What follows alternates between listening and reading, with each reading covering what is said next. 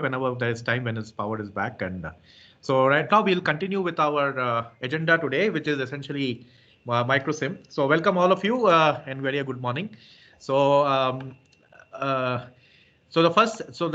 session would be like this, essentially that I'll give you essentially a brief overview of what our software is all about and why we went about doing this. And then there'll be dedicated sessions on the modules of each of describing each module in detail and what it is all about. So there'll be live demos in all of them.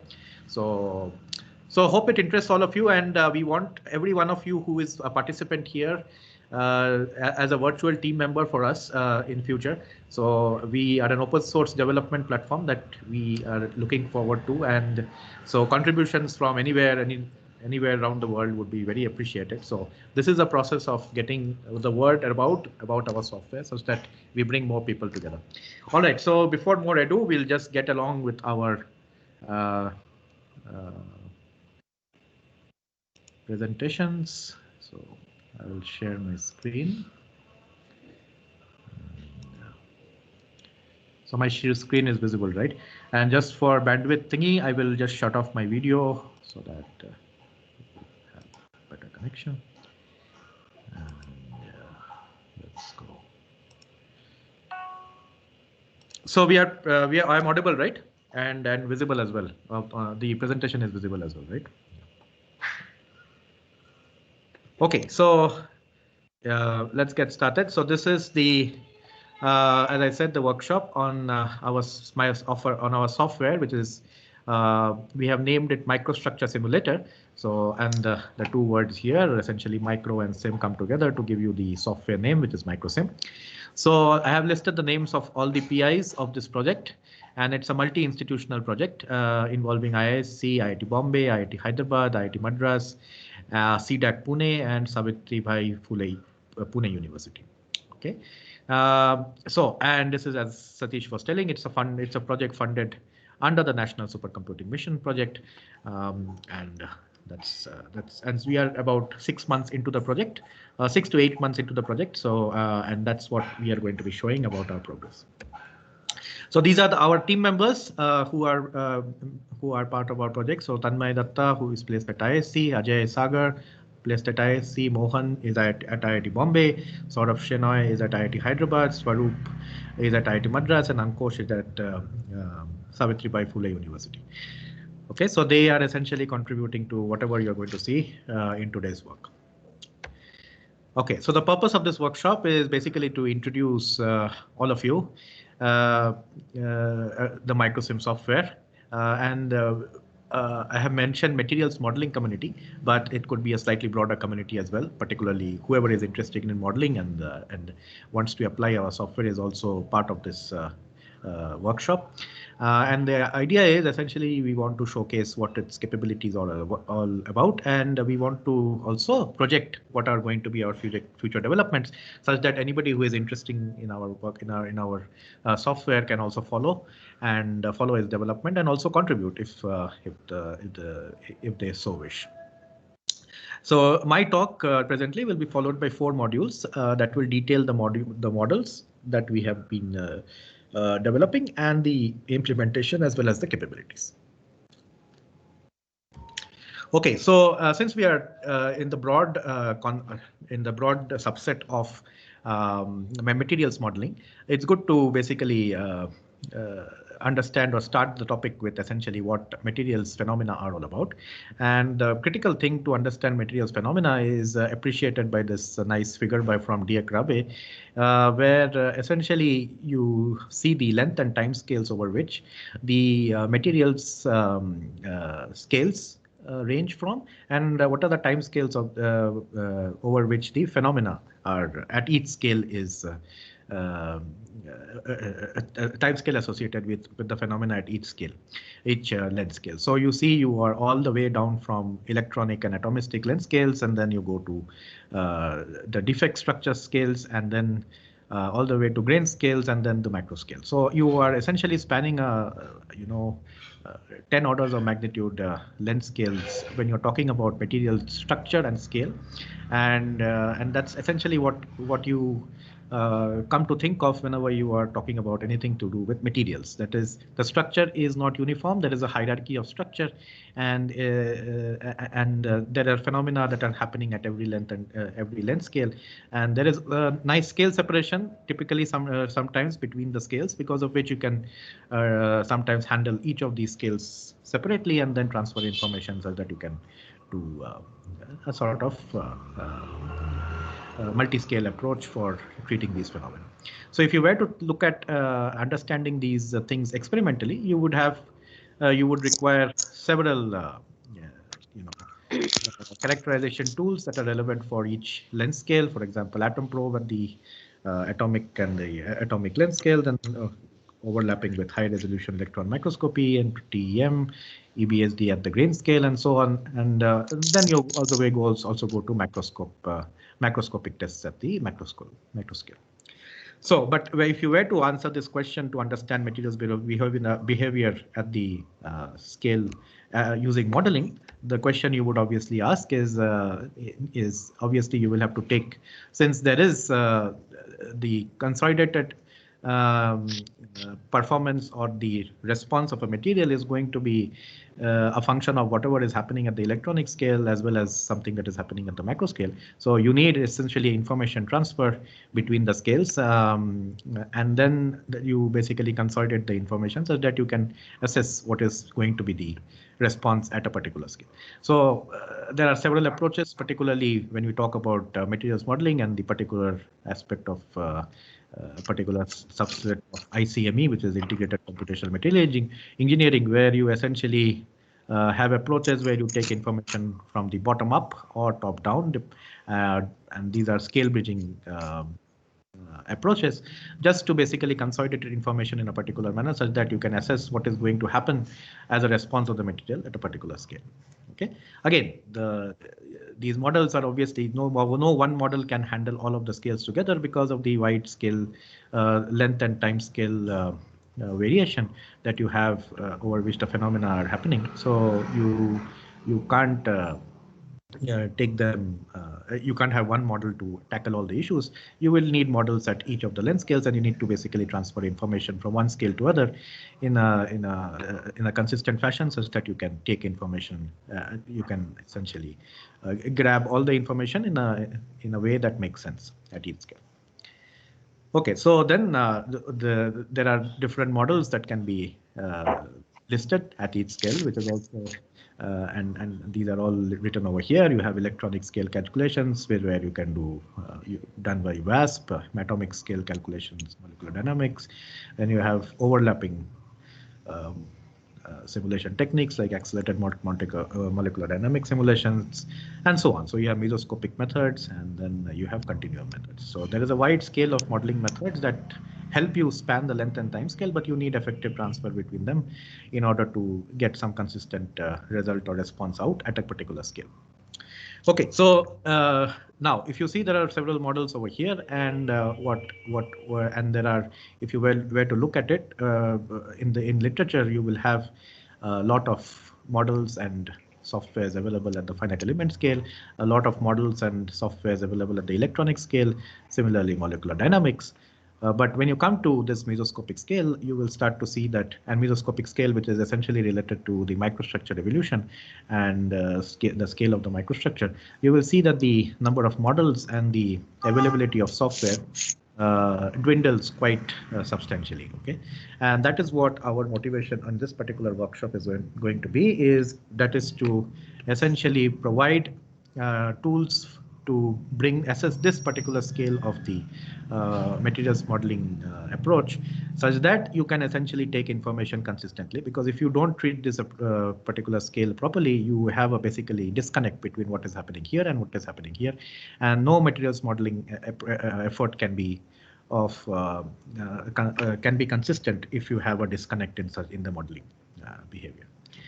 Okay, so that's what our aim is, to basically fill this void of absence of open source, easily available softwares, particularly to do with phase field, which is the most widely used microstructure evolution model, and that's what the motivation behind our work is. Yeah, so this is also, so basically our aim is to fill these gaps in the mesoscopic scale.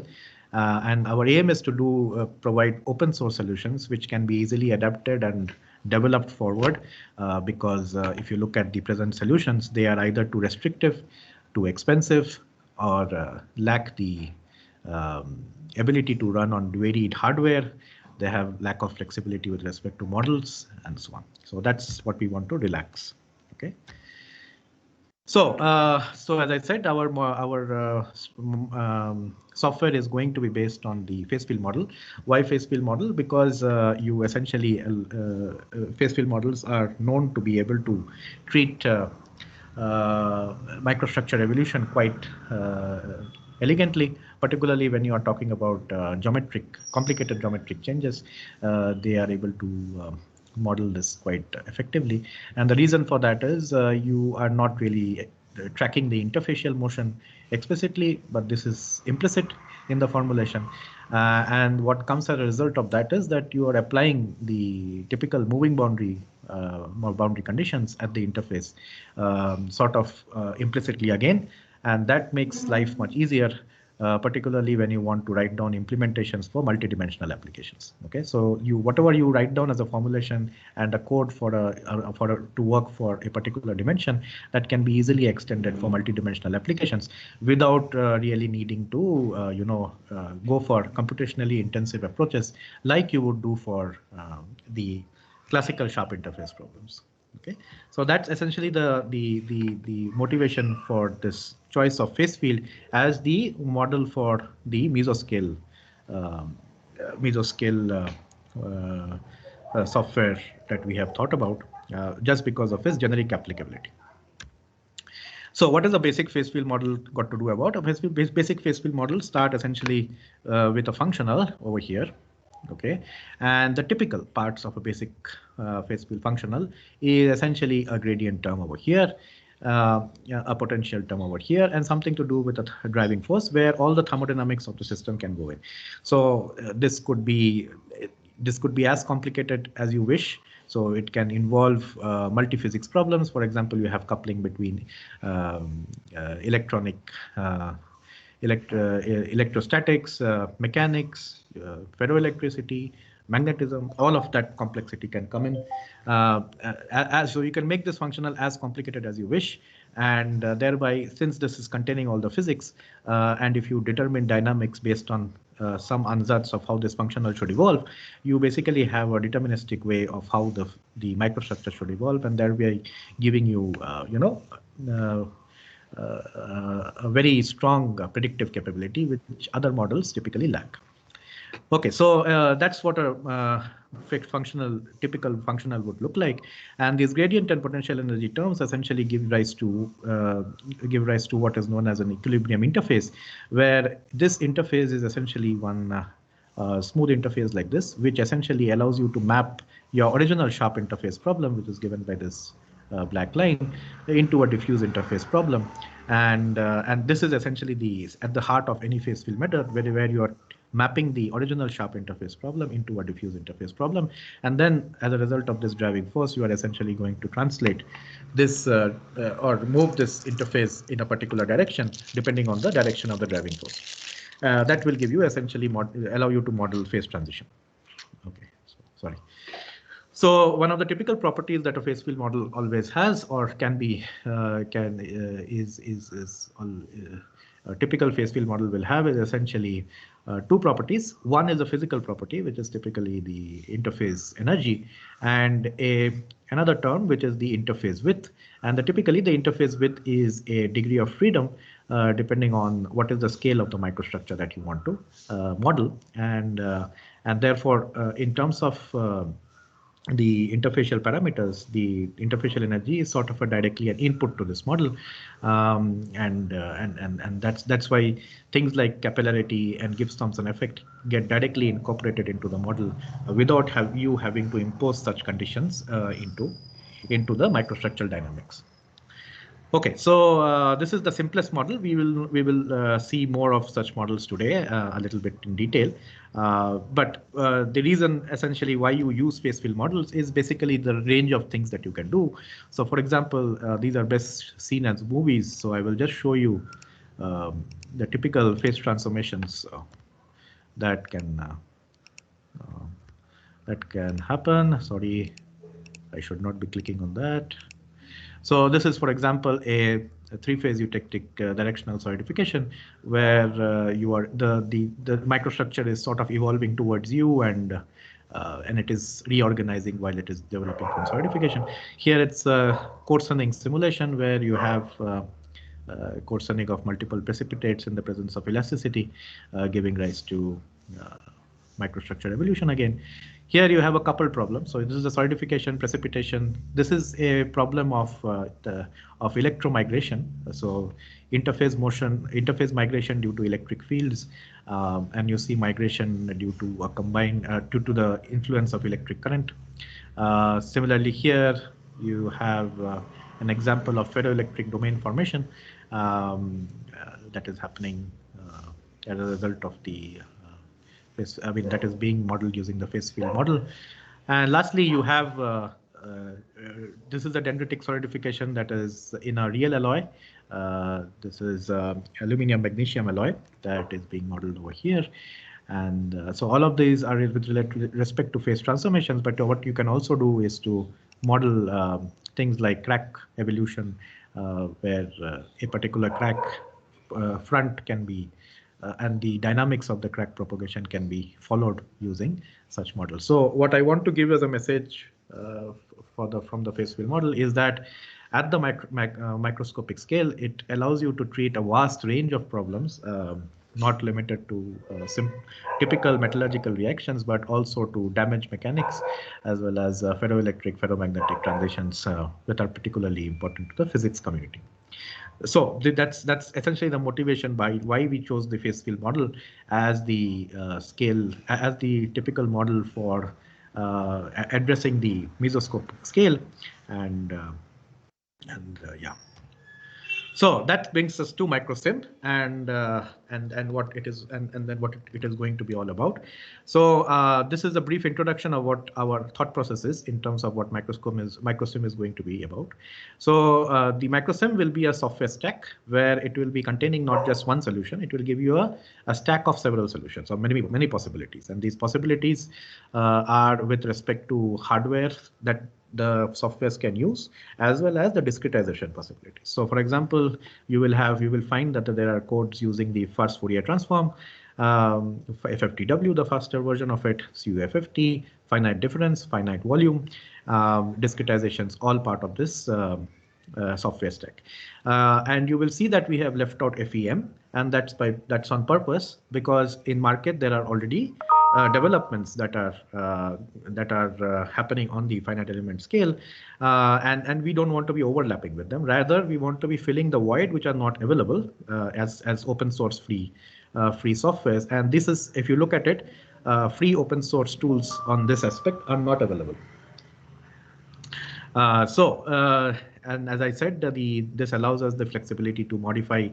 Because of this flexibility in both the hardware as well as the discretization, one can essentially utilize this particular flexibility to model any physical situation of one's choice. Okay, the first 4 types of phase transformations we are looking at in our first 2 years of work are going to be limited to solidification, precipitation, grain growth, and recrystallization. So this will be multi-phase, multi-component solidification, multi-phase, multi-component precipitation, grain growth, and recrystallization. So these are the 4 modules that will be part of our software stack. Hopefully at the end of 2 years. We are already well into our development, so we are quite hopeful that we will be reaching our aim at the end of the 2 years, and then we'll take it forward to other phase transformations after this, after the first 2 years of the project. Okay, so as I said, this is the first type of its effort, utilizing the flexibility in both high performance CPUs and GPUs, as well as discretization. So the objectives are essentially to give an open source phase field platform that can utilize the resources of NSM efficiently. This is one of our major goals. Satish was just saying that there are several NSM machines in the country, and there are face field people in the academia as well as in the industry that are distributed all over the country. And since NSM machines are available, tools which can access this particular machines are going to be very useful for utilizing these machines efficiently. Okay. And since NSM machines come with diverse hardwares which are both based on both CPUs and GPUs, one can essentially think of utilizing our codes effectively on the machines. This is something that I already said, and as I already mentioned in the previous discussion, for any efficient realization of the ICME process chain, you will need to address the mesoscopic scale quite effectively, which is not done until now, and which is not being effectively done until now. And that's what this particular effort of ours will try to address, and the aim is through such tools, you will be able to have much more enable much more efficient utilization or realization of ICME, particularly for industrial applications.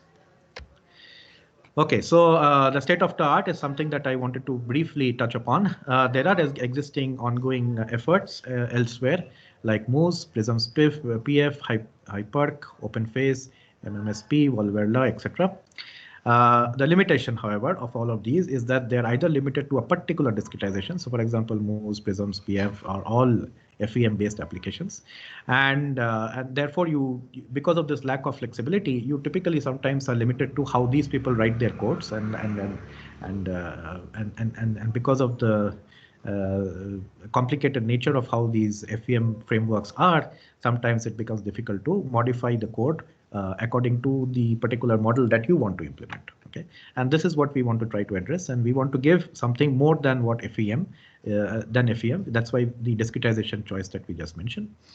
And the hardware is something that I already said we are going to be relaxing that.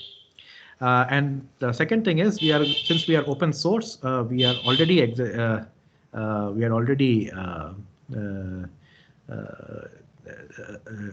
providing solutions which are going to be allowing you to do things which are similar to what Micros and Paste3D, for example, do.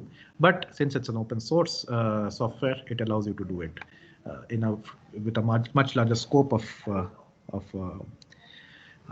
audience who can utilize it and use it for your problems. Okay, so that's essentially one of our aims, to basically provide solutions that are presently just available commercially in the open source market. So our project implementation, as I just said, will involve this development of these broad 4 modules, which are related to multi-phase, multi-component solidification, multi-phase, multi-component precipitation, grain growth, and recrystallization. And as you see, there are going to be developments on several possible discretizations, particularly finite difference, Fourier spectral, and finite volume. In the finite difference, we will have 2 strategies. One is basically porting all our codes, our legacy codes, which are essentially developed in-house, which are essentially allowing you to use MPI and CUDA type high performance computing architectures, and these are with explicit time stepping. So these are codes that will be developed as part of this finite difference work, but we have also a separate strategy for in the finite difference approach, where we are also going to be developing codes using the Amrex libraries, which allow you to write generic codes on utilizing both CPUs and GPUs without too much change in your code itself. So Amrex libraries are already being tested on exascale machines. So these libraries will be something that we'll be looking upon and developing our modules using these as well. Yeah, so this will be the 2 approaches for finite difference. The finite volume based methods are going to be, we'll be utilizing OpenFOAM based multiphysics solvers, where we will be writing modules which will be using the linear algebra solvers of OpenFOAM and the framework of OpenFOAM itself. And thereby we'll be utilizing all the capabilities of OpenFOAM for doing phase field simulations. Okay, and finally, we are also going to be utilizing the CUFFT based solutions which are NVIDIA specific and FFT, which is FFTW specific. So this is something that we'll be developing as well as part of the Fourier spectral strategy. Okay, so all of this, these is the module developments, and once we are developed with the modules, we'll be parallelly doing all the, we'll be providing benchmark problems, which will be posted in the repository as and when we are done with them, scaling analysis. We'll be providing post-processing tools. Documentation is going along as we are developing, and we'll be doing frequent releases of our software as and when some versions become applicable. Okay. So the phase field models which we'll be addressing are essentially three types. The first is the multi-phase, multi-component grand potential model. So which will be based on, which is presently utilizing CPU serial and CPU MPI. This will be generalized to even using GPU machines in the next releases. And it is based on this paper over here. So this information is for people who want to basically read up a little bit more on the models and are interested in what the equations are all about. We have modules are based on the Kim Suzuki model, which are presently utilizing the OpenCL and the CUFFT libraries, and this is based on the classical KKS model, which is present here, FISREF E60. And then the classical, we also want to provide solutions for spinodal decomposition, which is going to be based on the FFTW libraries, and this is the classic paper in 1957. Okay. The solvers, all of these solvers will have the possibility of incorporating thermodynamic information from databases, and we have two strategies over here. One is based on the PyCalFed interface, which is over here. You will see some examples today, and we'll also have it. So wherever TDBs are available freely and in the open market, we'll be able to utilize this strategy. Wherever TDBs are encrypted and only commercially available, we will also have the possibility to extract and utilize information from those databases as well and feed it into the softwares. Okay, so while our software remains open source, information from databases is sort of a bottleneck, particularly in the availability of open source information, and we try to address some of it wherever open source databases are available. Okay, so the software structure, as I said, is just going to be like this. We have homegrown solver modules, which are going to be, so these are the homegrown solver modules, which are all integrated using MicroSim lab infile generator and integrator, which you will be seeing an example just in the few minutes. And we have multiphysics solver modules, which are going to be based on OpenFOAM and Ambrx, which will be utilizing their own parsers and how they input information into the software. So we will not touch that, but we'll be basically writing modules, and these modules will be part of our repository. So you will need to install OpenFOAM and Ambrx, and if you utilize our models, you'll be able to basically run those modules in your machine. And this will be separate homegrown solvers, which will be integrated using this infile generator, which is Python based, and we'll be utilizing that integrator for coupling all of these modules.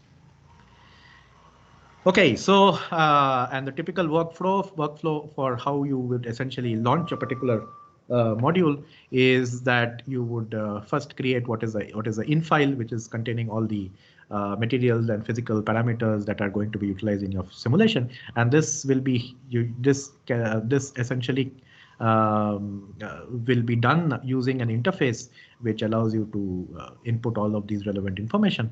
So this is a Python interface which will essentially guide you for a given model how to do this. And once you are prepared with the infile, you can then take the infile and execute on the particular hardware that you are interested in, and then you can integrate all the output files and visualize and post-process on ParaView. So we have adopted fairly open file writing formats, for example, VTK and H5. So VTK file formats are utilized for serial codes and single processor codes, and for multiple MPI and so on, we have adopted the parallel file writing strategy using H5, using cooperative file writing. So that allows us to do very fast file writing, particularly when you utilize a large number of CPUs for doing the calculations. Okay, so that's essentially the typical workflow in launching a particular code in your computer using MicroSim. And so let's, without any much ado, essentially look at one demo of how we are going to be doing this. Um, So before we go there, some salient features of what we offer as part of our MicroSim. That is precisely the flexibility with respect to the model. That means we are not saying that please use whatever models we write down. No, you can essentially, we give you the flexibility to say, okay, if you don't like certain things about our model, you are free to change and utilize it for your purpose. Okay, and that comes in through user-defined free energy functions, which we will show you at a later stage how this can be done. If you want to write your own free energy function, you can do so and input it into a function without too much work, without too much code writing. Similarly, with respect to a choice of anisotropy functions, potential energy functions, and so on. So this flexibility is something that we provide as our part of our software. And the modular nature allows you to basically incorporate and couple new fields as and when you need. And if you want to incorporate new physics, this becomes much easier. This is slightly in the developer regime right now, but as and when we start to develop or take our development forward, this is going to be much more simpler for users. Yeah, so that's essentially some of the features that we are bringing in through MicroSim. And let's look at one demonstration of how we could set up a simulation.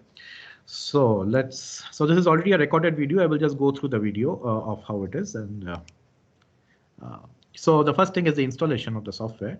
So this will come in through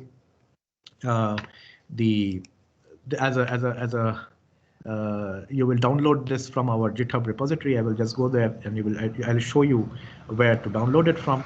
So if you download this is, and you unzip it on your folder, this is what will come out. You will essentially be getting these folders, and what you get is this is where the integrator sits. But then you have separate installation files for different architectures, and you can essentially depending on your interface, you can install and utilize it. So this is the Python interface. If you click on it, you will see that it will open up the interface just like this, and it will open up an interface where you can generate an in file or import an in file. We will see examples of this as we go along. But if we want to do a system-wide installation, you can essentially choose any one of these things, and basically do installation just like this. You can do a sudo sh install, and and it will just install it system-wide, which essentially means that now you can launch it using a logo on your computer. So for example, we will just show you. So this is what gets installed. So in your home directory, this is what will be present now, and you can launch the installation just by clicking on the logo over here. Okay, so just like this, right? And so you can generate a new in file if you're starting from scratch. But as part of our repositories, we also provide example in files to get you started along.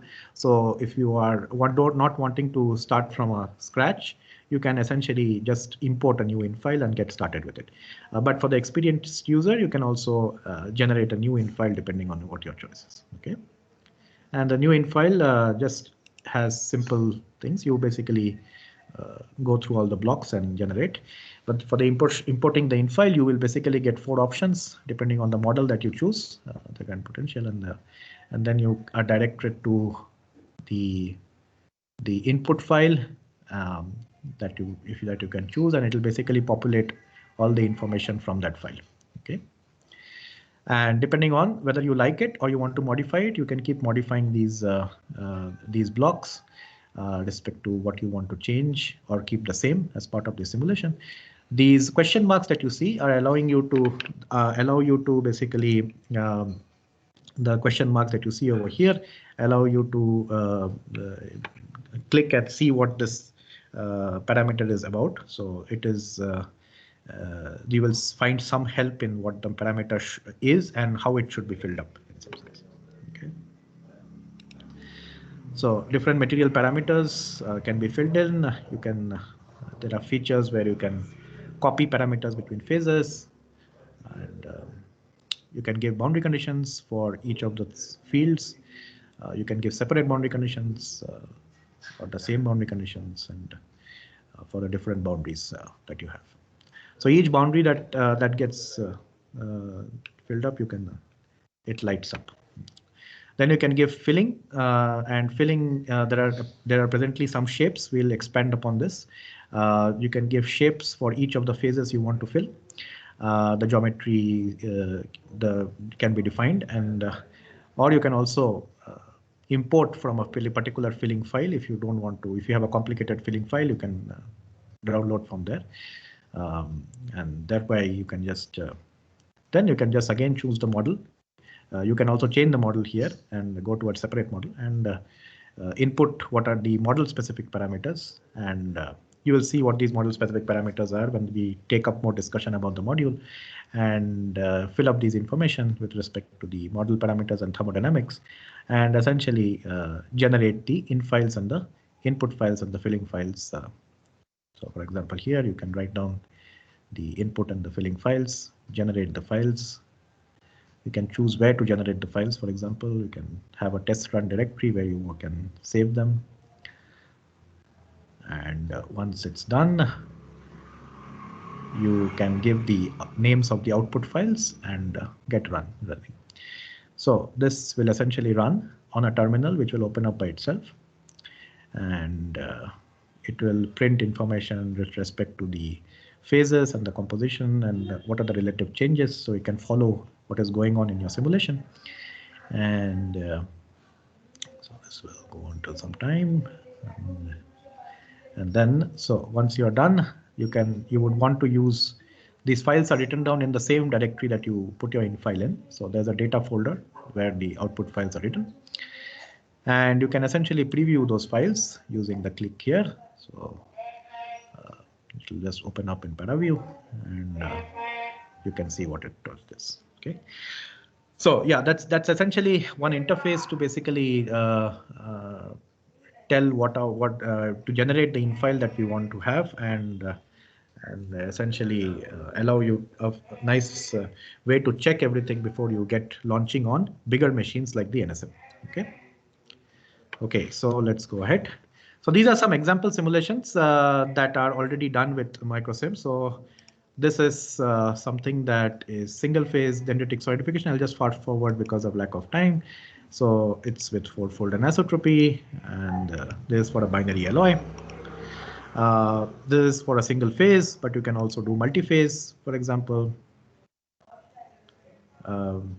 where you are essentially having anisotropy which is oriented this way and a separate phase which has an anisotropy which is rotated 45 degrees. You can give all of this information in the in file by just mentioning the number of phases and the orientation of the anisotropy, and you can launch multiple dendrites of this type, and which will go separately.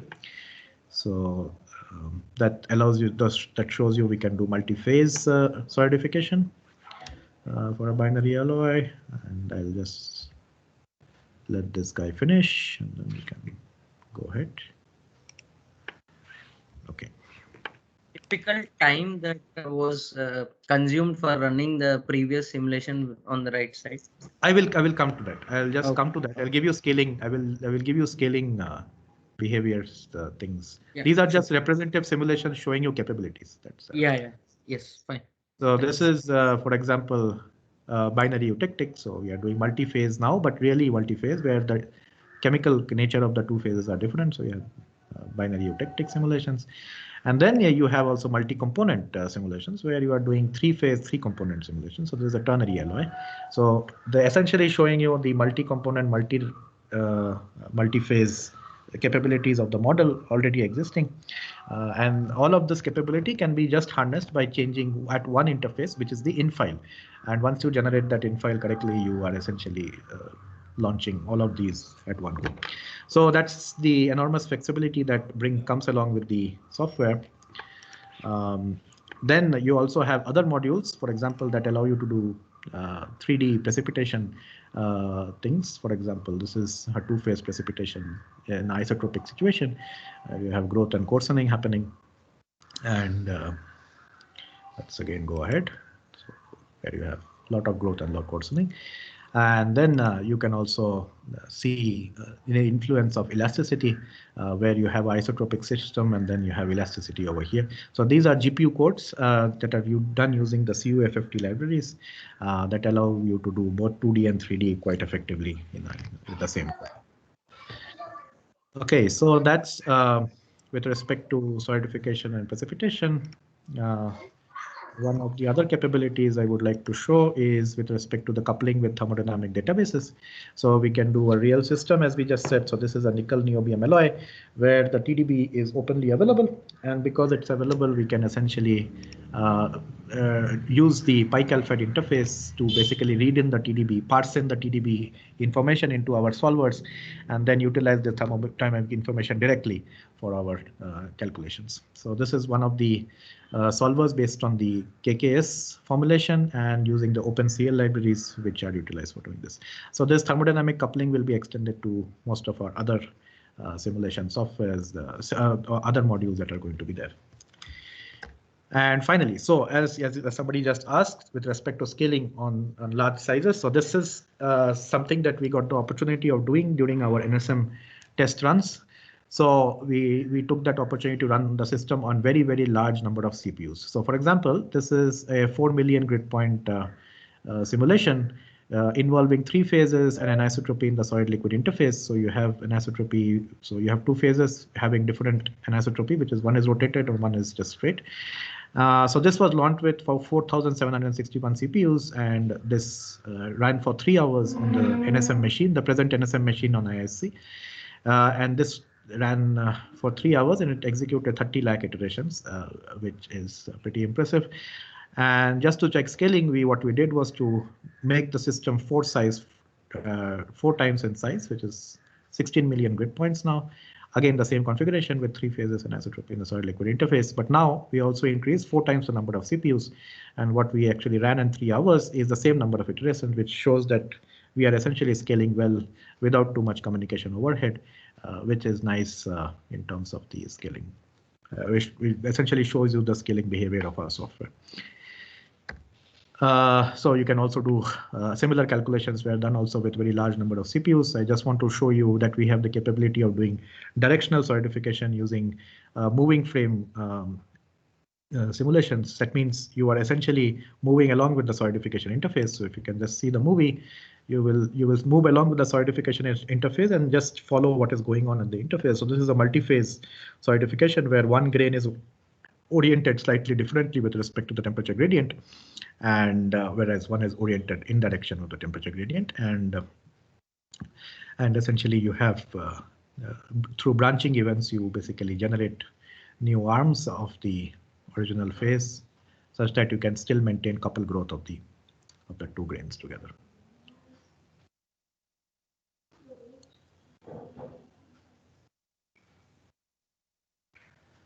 So this was also executed on NSM with 14,400 CPUs, and it was finished in about 4 hours. So this is 4 hours around, again, 29 lakh iterations. And here there is a temperature gradient and the shift operation, which makes it slightly slower than the previous solvers that I just showed.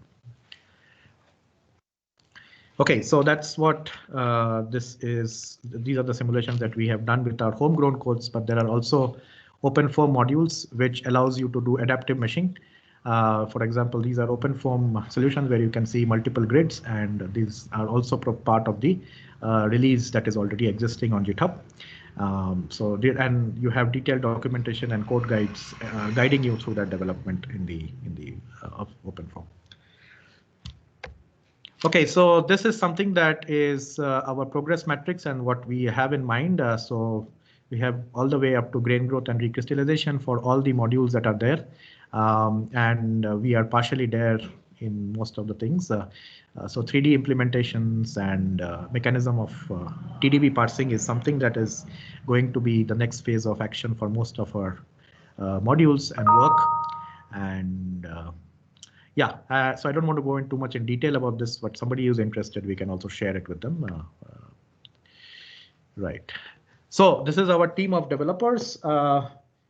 Our team of developers and credits. So Tanmay was part of IISc, who has been developing OpenFOAM solvers and documentation. Ajay is part of the Python wrapper. Tanmay and Ajay both are contributing to the Python wrapper for integrating modules and writing the infile generator. Mohan is developing the KKS OpenCL and the FFTW codes. Sort of Shenoy and Pankaj are working in IIT Hyderabad, and they are working with for the KKS and NVIDIA CUDA solutions.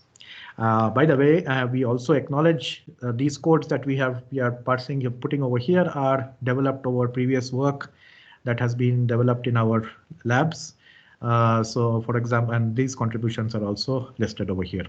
So Gerald, who is also part of our, some of these might also be part of our workshop today. So Sumit, Gerald, Ravi, Bikramjit, Mate. So all of their work, so some of the things that you see over here are built on previous PhD, master's and thesis work, bachelor thesis work that done in our lab. Okay, so with that, I will close and then we can essentially also have some questions and yeah, and Satish seems to be back, so we can also have him in the talk, finish his talk, what he started. Okay, yeah, so the talk is open for questions now. Yeah. Hi, this is Anup here. Yes. Am I audible? Yes, yes, yes. Yeah. Can you introduce yourself a little bit, where you are from, and just so that we are also aware of where you are coming from, and it'll be a nice. Yeah. I'm Anup. I'm from Vikram Sarabhai Space Center. Okay. ISRO. Yes. Yes. Yes. Yeah. So actually, currently we were evaluating some of the existing softwares in the market, such as Micros and FacePot, those things. And even we have given some benchmarking problems also to these softwares, and they're currently working on them. And I have never heard of MicroSim previously, because we were also new to this activity. We are basically experimental side, and we are working on nickel superalloys, stainless steel, titanium alloys, etc. Right. So we were basically interested in the precipitation of nickel, niobium, Ni3Nb, Davis phases, especially during additive manufacturing time. Right. So how would you address this additive manufacturing and this precipitation on this, especially from nickel superalloys using your software? So just to give you a thing, one of the precipitation simulations that I showed you was also for a Haynes alloy. It's not a super alloy, but it's a Haynes 282, IN 740H alloy. And the 3D simulation was for a Heinz 282 alloy.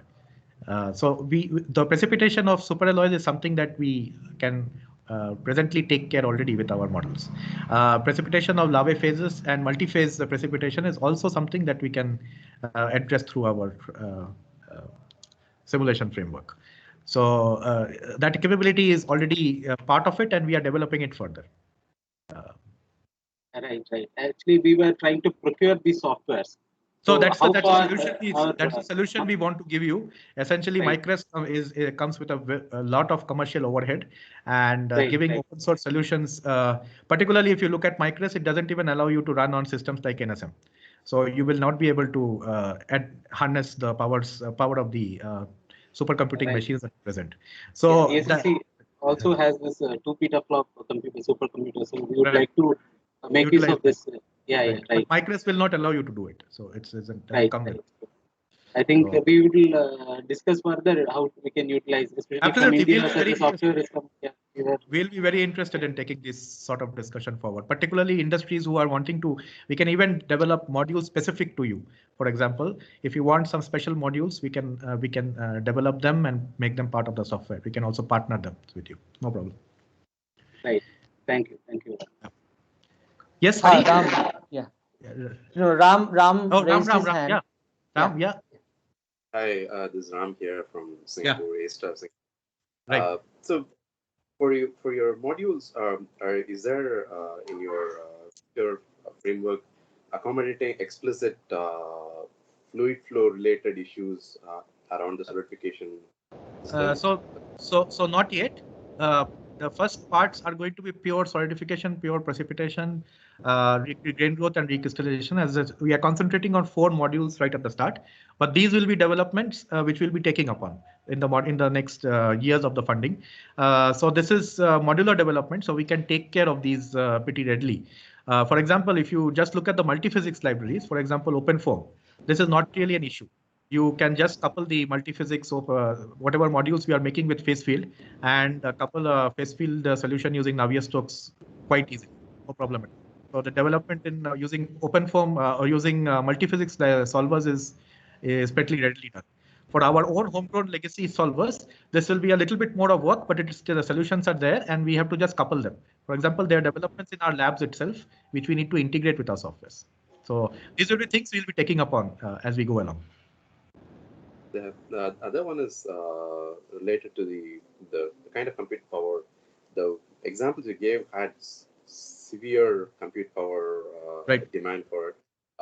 So if it's a workstation class in which you want to reduce these problems, the reasonably scale, or I mean, if you can comment on that performance. So essentially, so that we have adopted two ways of going about this. The explicit find the idea is to give to the user a multiphysics platform where he can do a multiphysics phase field problem of his choice without multi-phase multi-component solver, a generic one. Okay, and there we have chosen the simplest explicit finite difference time stepping, which allows you heavy parallelization. Very, very solid parallelization can be used there. And that is why we have adopted that strategy for the generic solution. Coming to the more dedicated using more high performance implicit solvers using nonlinear algebra libraries like geometric algebraic multi-grid solvers and so on. These are part of OpenFOAM that we want to use, and as well as Ambrix. And these are going to allow you for doing calculations on your desktop, for example. So one of the calculations, for example, I showed over here. I'll just give you an example. Just I'll share it again so that.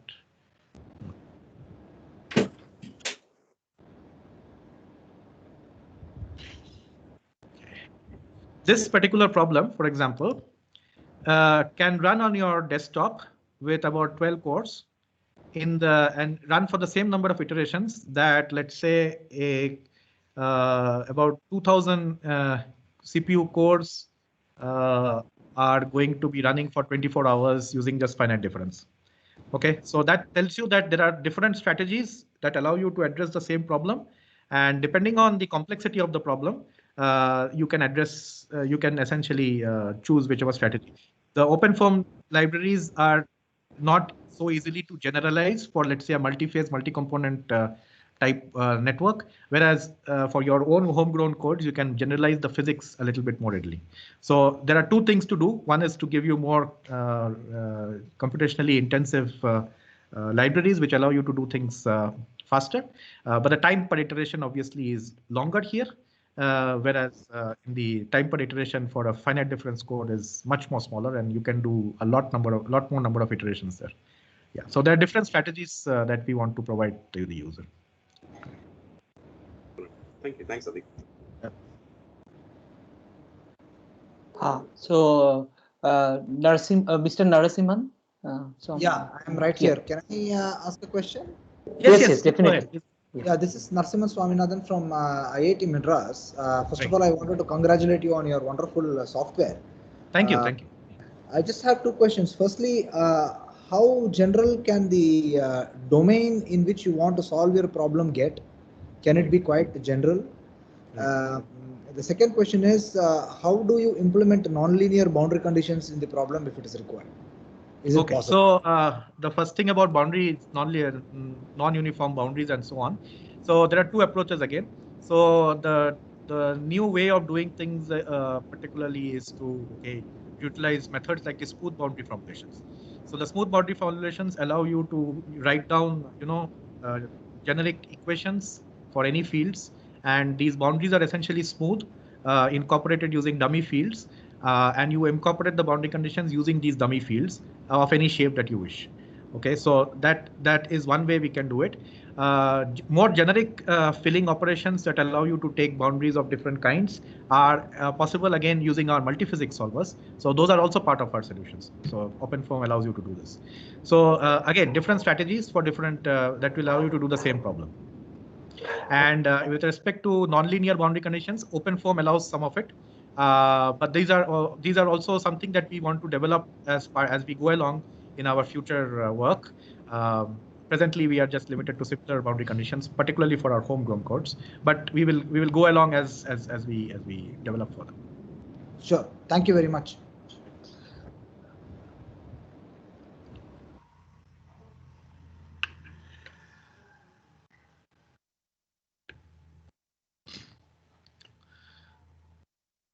Yes. Any more questions? Abhik, if nobody's asking, let me add one more. This is Ram here.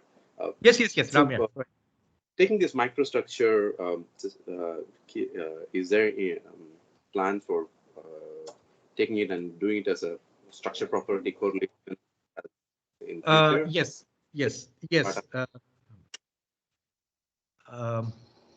So what we are going to be doing, Ram, is to basically develop post-processing tools. And the post-processing tools are essentially going to be things that you can learn from the microstructure, but not only that, you can do effective property calculations. So for example, let's say we want to compute the stress field due to a precipitate distribution, all of that. So we are having in mind to develop some post-processing tools which will allow you to address structure property calculations as we go along. So these can also be, for example, these need not be simulated microstructure. Some of the ideas is that you take in a microstructure just as an input, which could be just an EBSD, and the post-processing tools can be just used standalone to work on and give you structure property, some that you want. So we have some of these things in mind. As we go into the processing tools development, we will take up that. And one technical question on the simulations you have shown. So all these are isothermal fold simulations or fixed. So I showed you both. One of them is isothermal, and then there was a temperature gradient which is moving also. So that's the directional solidification simulation. Both are there. But not cooling simulation. We have that also. I haven't shown you. Is there as part of the OpenFOAM module where you can do continuous, for example, cooling of a droplet and microstructure evolution happening during the cooling of the droplet is something that we have done as well. So that uses the the nonlinear solvers of OpenFOAM quite rigorously, where we are able to utilize the sort of nonlinear solvers in a way that you can use very large Louis numbers that would be otherwise inaccessible using the finite difference, typical finite difference strategies. So we have this as part of our multiphysics solver modules. Yeah. Thank you.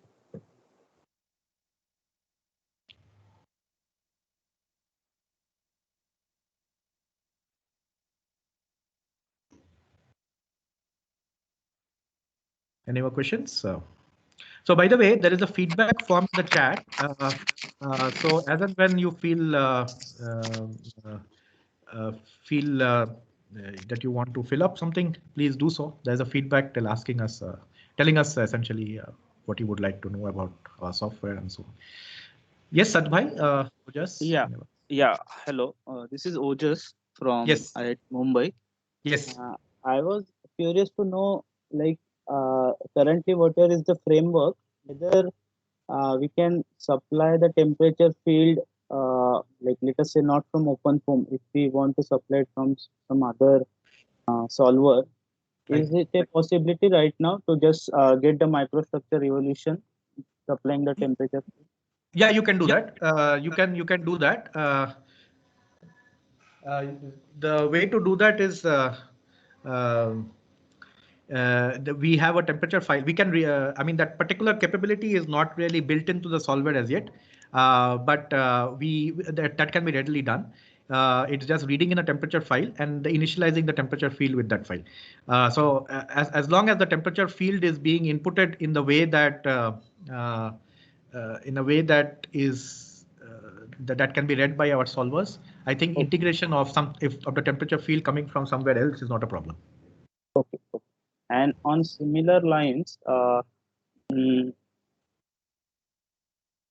I just missed. I will frame it later on. Okay. Thank you. All right. Oh yes.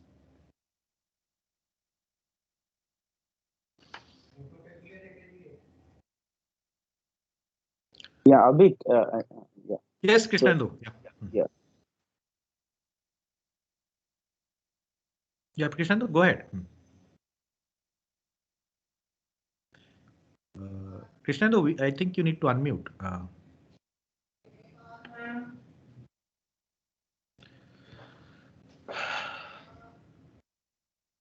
Krishnendu?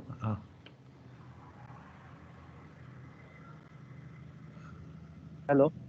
Yeah. Can I take one question? Yes, just go ahead. Yeah. So the open form module currently, whether it is like one-way coupling or we are supplying the fluid fraction back to foam, and No, there is no fluid flow presently. We have written separate phase field modules in that, just for solving the phase field equation. okay, so right now it is just reading the temperature field from the no. foam. So no. So the temperature coupling that I was talking about, the temperature field also evolves. So the temperature as well as the phase field and the composition are evolving together. It is coupled way, two-way coupling. Right. Always. Yeah. Yeah. And particularly for the chemical potential and temperature, it's sort of a fully implicit coupling. We have done this using a segregated fashion. You run it in a loop. So the temperature and the mu are sort of updated such that both residuals of both equations get minimized. Okay, so we get fully implicit behavior there. Thank you.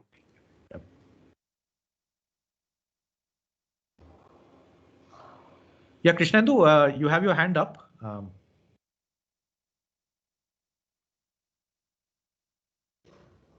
Okay. Okay, you can write your questions if you wish. Yeah, Uday. Yeah.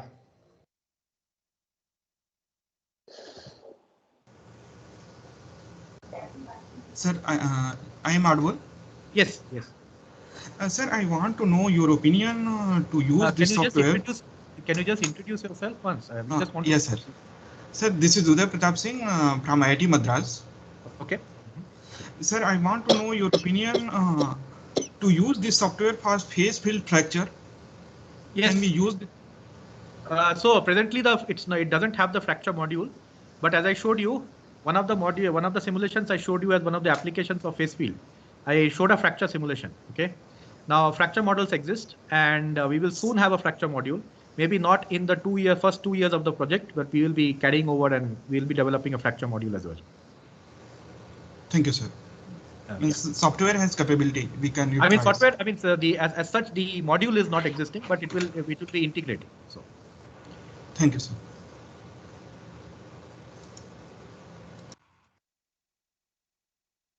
Yes, Abhinav.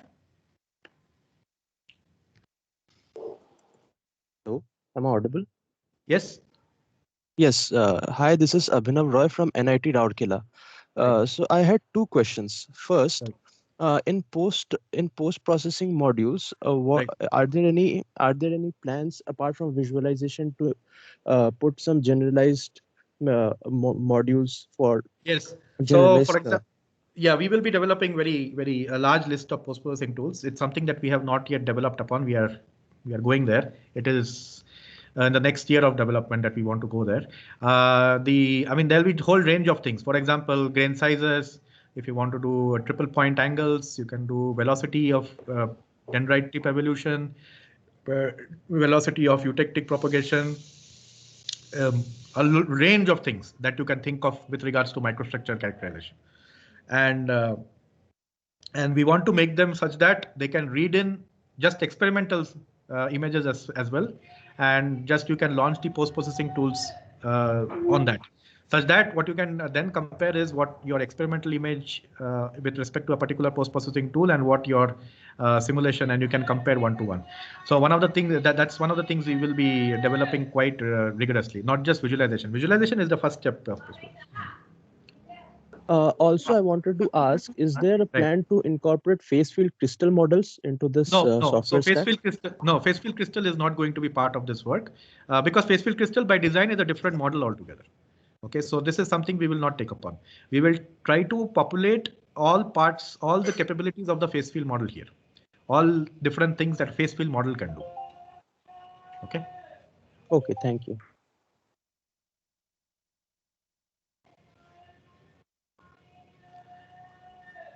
Right. Any more questions? Yes, Dr. Sai. Thank you, sir. Thank you. Very nice presentation. Thank you. I wanted to know if we can use this software to generate a crystal growth and eutectic growth, so that I want to use this growth to connect to different materials. Can we simulate something like that? You want to do dendrite growth, or what did you just say? Eutectic crystal growth. Eutectic crystal. I just show is one of the examples I showed already. So eutectic is something you can do already. No problem. So I want to actually, it's not like a single eutectic, but I want to join a layered eutectic, like not as in parallel to AB, but C-axial. I mean, you can share us what you want to do, but I think it's a ready implementation. No problem. It's already can be used. Okay, sir. Thank you very much. Yes, Shriman. Sir, this is Shriman from TCS. Yes, how are you doing? I'm doing fine, sir. Okay, sir, yeah. So far in the talk that I listened to, if I mean you can prepare input files for all the already existing solvers as such. Yes. But will you be also be covering today, like if I want to know what the codes that you have written, how can I modify?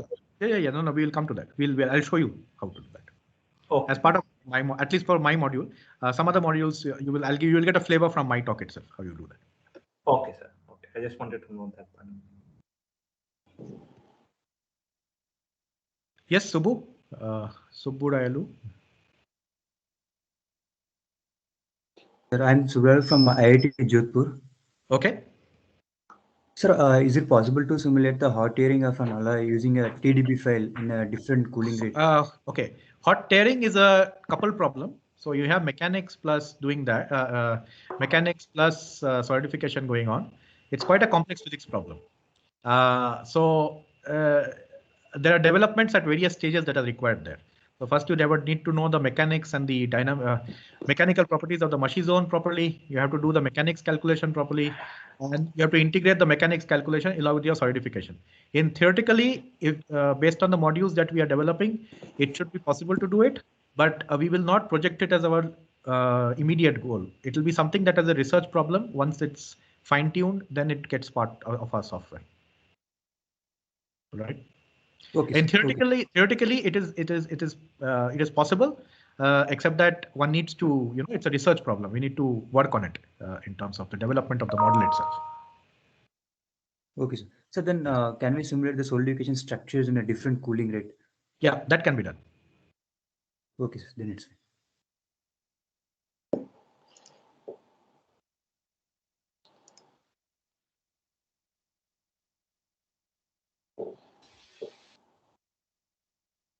There are some questions in the chat.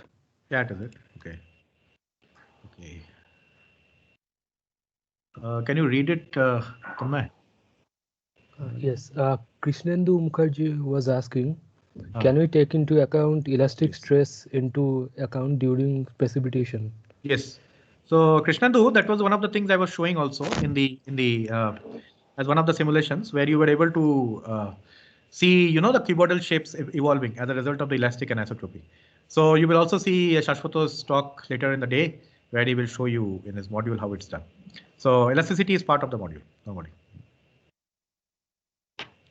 What are the other things? Okay, Pushkar Pandit was asking. Right. First of all, congratulations to entire team of PIs and developers of MicroSim to bring up a great open source tool for simulation of microstructure. I wanted to know that is there any strategy to carry out mesh convergence, as from what I understand? One always need to look for mesh independence while solving PDEs numerically. Right. So this is something that has to be done by the user presently. So the mesh convergence study is the mesh is and the discretization that you choose is a user freedom. So depending on what you want to put at as your study, and the results you will get will be depending on the things that discretization that you choose.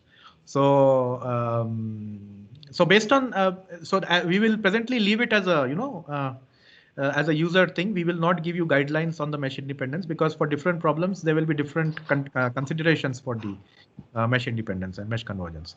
So this is presently something that you will have to do yourself to ascertain what is the resolution that works for you.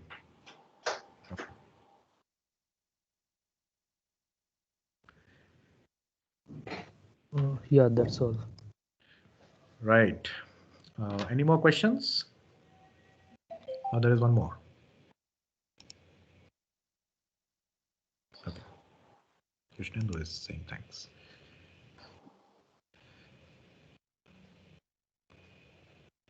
All right. So I think in the interest of time, we will end my talk